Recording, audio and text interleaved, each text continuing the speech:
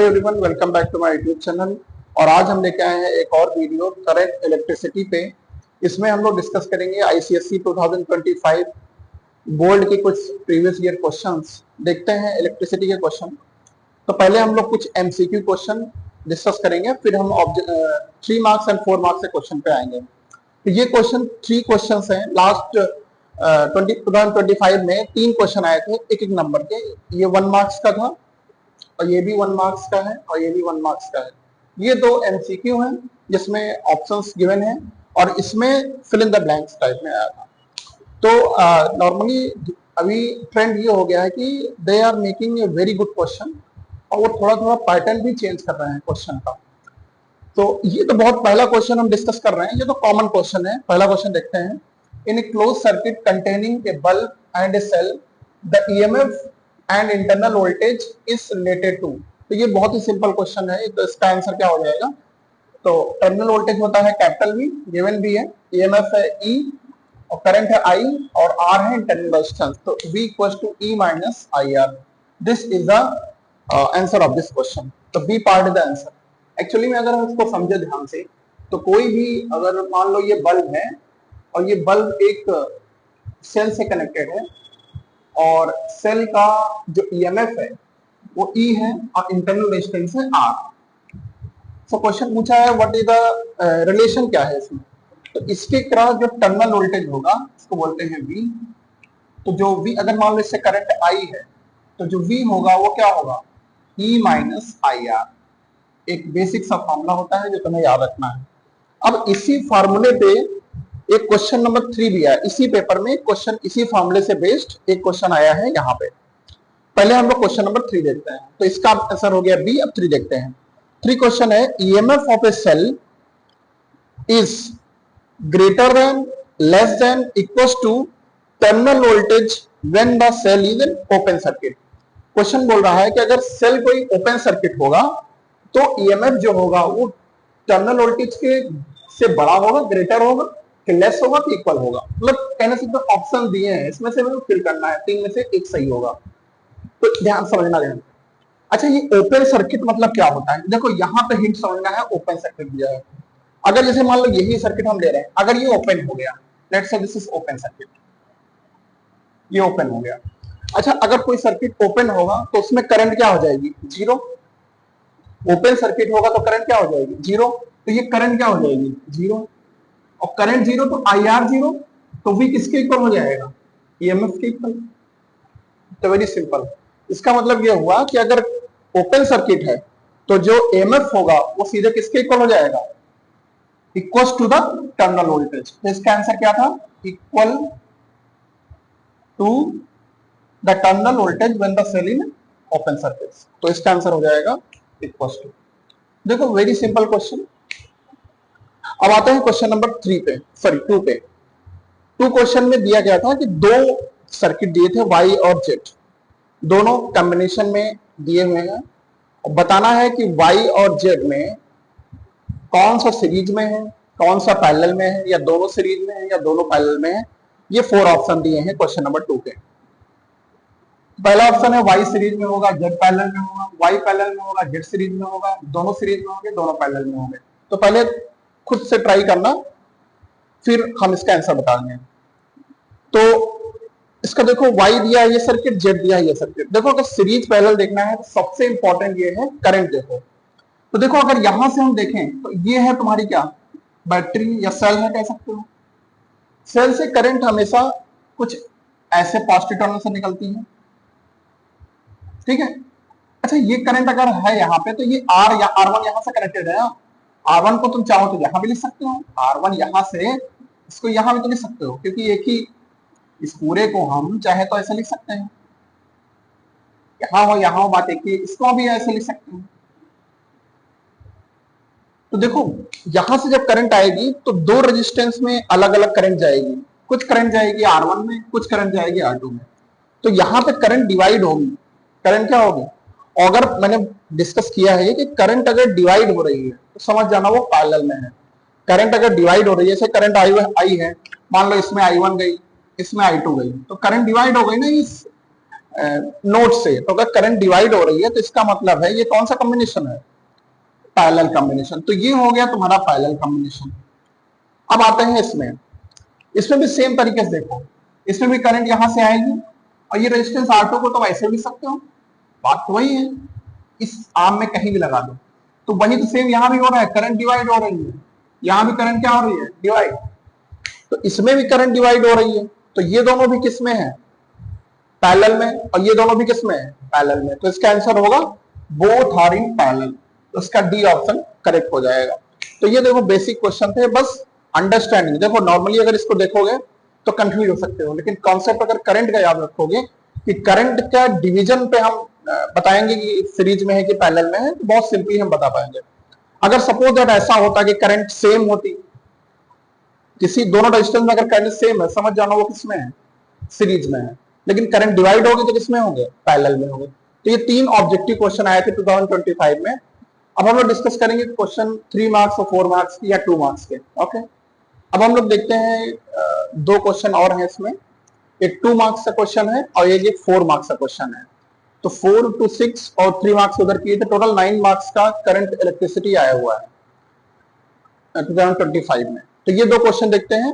Okay, तो ये question 2 marks का है। एक current flows through a metallic conductor, कोई मेटेलिक कंडक्टर है, for a long period of time, state the change you would expect in its resistance and resistivity. कह रहा है कि रेजिस्टेंस में क्या चेंज होगा और रेजिस्टिविटी में क्या चेंज होगा।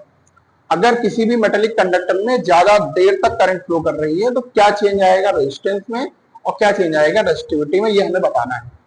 Okay, this is a good question here. जैसे मान लो कोई मेटेलिक कंडक्टर है, metallic conductor you can say कि वायर या बल्ब समझ लो, बल्ब भी समझ लेते हैं। तो बल्ब अगर समझ लेते हैं मेटेलिक कंडक्टर, या कोई वायर समझ लो, है ना। सो इसमें अगर मान लो ज्यादा देर तक करंट जाती है, तो क्वेश्चन बोल भी रहा है ज्यादा टाइम, मतलब लॉन्ग पीरियड, मतलब तो टाइम बहुत ज्यादा है। तो टाइम अगर ज्यादा होगा तो इसके अंदर मेन चीज ये होगा कि हीट जो ज्यादा, हीट जो होता है वो क्या होता है, आई स्क्वायर आर टी। देखो ये एच जो बताता है वो हीटिंग इफेक्ट बताता है। तो हीटिंग इफेक्ट क्या होता है, आई स्क्वायर आर टी। तो करंट तो इसमें कुछ फ्लो करेगी, जो भी रेजिस्टेंस होगा और बैटरी का जो भी वोल्टेज होगा उसके हिसाब से करंट फ्लो करेगी, है ना। और रेजिस्टेंस कुछ होगा, टाइम होगा। टाइम अगर ज्यादा होगा तो हीट भी ज्यादा होगी। अगर किसी कंडक्टर में हीट अगर ज्यादा है तो हीट ज्यादा क्या करता है, उसका टेम्परेचर क्या करेगा, इंक्रीज करेगा। ज्यादा हीट होने पे टेम्परेचर क्या हो जाएगा, बढ़ेगा। हीट ज्यादा होगी तो टेम्परेचर ज्यादा होगा। और ये पढ़ा होगा तुम लोगों ने, या हम अभी बता देते हैं कि रेजिस्टेंस या रेजिस्टिविटी, अगर उसमें हीट बढ़ रहा है, टेम्परेचर बढ़ रहा है, तो रेजिस्टेंस टेम्परेचर बढ़ाने से बढ़ता है। टेम्परेचर बढ़ेगा तो रेजिस्टेंस क्या होगा, बढ़ेगा। ये मेटेलिक कंडक्टर में होता है कि टेम्परेचर बढ़ने पर रेजिस्टेंस क्या होता है, बढ़ता है। तो पहले का आंसर तो पक्का हो जाएगा कि रेजिस्टेंस क्या हो जाएगा, इंक्रीज हो जाएगा। रेजिस्टेंस क्या हो जाएगा, इंक्रीज। और रेजिस्टेंस इंक्रीज होगा तो रेजिस्टिविटी भी इंक्रीज होगी, बिकॉज अच्छा एक नॉर्मली ये चीज आता है कि सर रेजिस्टिविटी तो उस कंडक्टर की प्रॉपर्टी होती है, तो रेजिस्टिविटी में कोई चेंज नहीं आना चाहिए। लेकिन रेजिस्टिविटी करंट और वोल्टेज पे डिपेंड नहीं करता। लेकिन अगर ज्यादा हीट हो रहा है, टेम्परेचर ज्यादा हीट हो रहा है, तो हीटिंग इफेक्ट बढ़ेगा। हीटिंग इफेक्ट बढ़ेगा तो उससे टेम्परेचर बढ़ेगा। अगर टेम्परेचर में चेंज आता है, टेम्परेचर में चेंज आता है, तो उस केस में रेजिस्टिविटी भी बढ़ेगी। रेजिस्टिविटी क्या हो जाएगी, इंक्रीज करेगी, तो ये भी इंक्रीज कर जाएगी। ठीक है, देखो रेजिस्टिविटी कांस्टेंट तब रहती है जब ज्यादा टेम्परेचर में कोई चेंज नहीं हो रहा हो। अगर टेम्परेचर में चेंज होगा तो रेजिस्टेंस भी बढ़ेगा और रेजिस्टिविटी भी उसकी बढ़ जाएगी। तो इसका आंसर हो जाएगा इंक्रीज और इंक्रीज, तो बोथ हैव इंक्रीज ओनली। तो दिस इज आल्सो एक कॉन्सेप्चुअल क्वेश्चन। देखो यहाँ पे हिंट क्या था, ये कैसे समझेंगे इसका टेम्परेचर बढ़ेगा। देखो तुम्हारे दिमाग में रखना है, ज्यादा टाइम तक, ज्यादा टाइम अगर बल्ब ग्लो करता है तो तुमने देखा होगा वो हीट ज्यादा हो जाता है, और हीट ज्यादा होता है तो टेम्परेचर इसका बढ़ गया, और टेम्परेचर बढ़ने से रेजिस्टेंस और रेजिस्टिविटी दोनों इंक्रीज करेंगे। तो इसका आंसर दोनों इंक्रीज हो जाएगा। तो ये था 2 मार्क्स का क्वेश्चन। अब हम लोग देखते हैं ये 4 मार्क्स का क्वेश्चन है, तो इसको देखते हैं 2 मार्क्स का क्वेश्चन जो भी है। देखो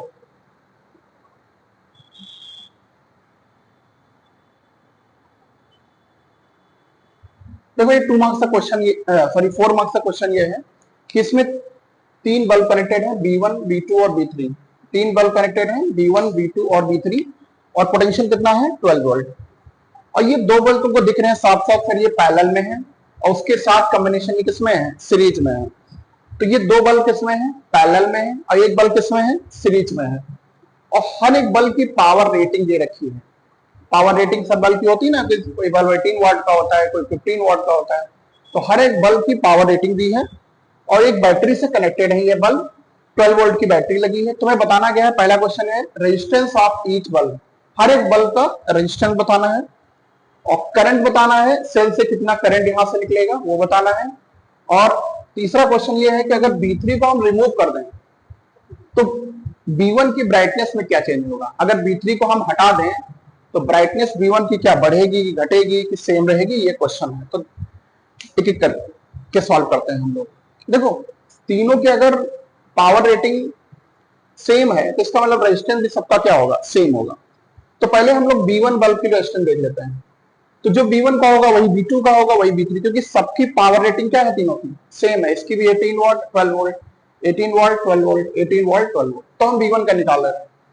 देखो पावर दिया है 18 वॉट, वोल्टेज दिया है, पोटेंशियल दिया है 12 वोल्ट। एक फॉर्मूला पढ़ा होगा, हमें रेजिस्टेंस बताना है ना, तो एक फॉर्मूला पढ़ा होगा P = V²/R, जो पावर होती है। तो यहां से R निकालना है, तो R आ जाएगा V²/P। तो V की वैल्यू कितनी है, 12² / 18। तो 12² = 144, आई थिंक 8 ओम आ जाएगा इसका आंसर। तो रेजिस्टेंस आ जाएगा 8 ओम। अभी एक बल्ब आया है B1 का, तो अगर B1 का 8 ओम है तो B2 का भी कितना होगा, 8 ओम, और B3 का भी क्या होगा, 8 ओम। इसका मतलब हम कह सकते हैं कि इसका जो रेजिस्टेंस आ गया वो कितना आ गया, 8 ओम, और इसका रेजिस्टेंस कितना आ गया, 8 ओम, और इसका भी कितना आ गया, 8 ओम। तो तीनों का रेजिस्टेंस आ गया 8 ओम। तो पहला तो सॉल्व हो गया है ना, 8 ओम आ गया। सेकंड क्वेश्चन है करंट बताना है। अब देखो करंट के लिए हमको पता है करंट चाहिए, तो V तो दिया हुआ है 12, करंट इक्वल्स टू V/R होता है। तो इसका हमें इस पूरे का इक्विवेलेंट रेजिस्टेंस निकालना पड़ेगा। तो इस पूरे का हम पहले इक्विवेलेंट रेजिस्टेंस निकाल लेते हैं। तो देखो ध्यान से, अगर पता करना चाहेंगे तो यहां से करंट आई जाएगी, इसमें भी आई रहेगी, बट इसमें डिवाइड हो जाएगी। तो इसका मतलब ये दोनों किसमें है, पैरेलल में है। और ये रूल होता है कि अगर दो रेजिस्टेंस पैरेलल में दिए हैं तो इनको दोनों को डायरेक्टली हम सॉल्व कर सकते हैं। इनका इक्विवेलेंट अगर निकालना हो तो दोनों को मल्टीप्लाई करके फिर दोनों को प्लस कर दो। तो 8 8 जा 64 और बाई 16, तो ये आ जाएगा 4। ये रूल होता है अगर दो रेजिस्टेंस पैरेलल में हो तो सीधे R1 और R2 कर दिए तो R1 R2 by R1 + R2 सीधे 4 ओम। इसका मतलब है इस पर्टिकुलर पार्ट का जो इक्विवेलेंट रेजिस्टेंस आ गया वो कितना आ गया, 4 ओम आ गया। इसका कितना आ गया, 4 ओम। तो इस पूरे पार्ट का जो इक्विवेलेंट रेजिस्टेंस आ गया वो 4 ओम आ गया। वो जो दोनों पैरेलल थे उसका इक्विवेलेंट आ गया 4 ओम। अब देखो 8 और 4 किस में है, दिख रहा है साफ साफ सीरीज में, क्योंकि करंट दोनों में सेम है। तो 8 + 4 क्या हो जाएगा, सीरीज में डायरेक्टली ऐड हो जाते हैं। तो 8 + 4 कितना हो जाएगा, 12। तो R इक्विवेलेंट कितना आ गया, 12 ओम, और पोटेंशियल कितना है 12 वोल्ट। तो करंट इक्वल्स टू जानते हो फॉर्मूला V/R। तो V है 12/12, कितना आ जाए 1 एम्पियर। तो इस सर्किट में जो करंट फ्लो करेगी वो कितनी फ्लो करेगी, 1 एम्पियर। मतलब current drawn from the cell will be 1 ampere. तो इसका आंसर आ जाएगा 1 एम्पियर। ओके, तो ये हो गया। अब इसका अब हम थर्ड पार्ट देखते हैं। इसको एक बार हम सर्किट को फिर से बनाएंगे। ये सर्किट कुछ पहले ऐसे था,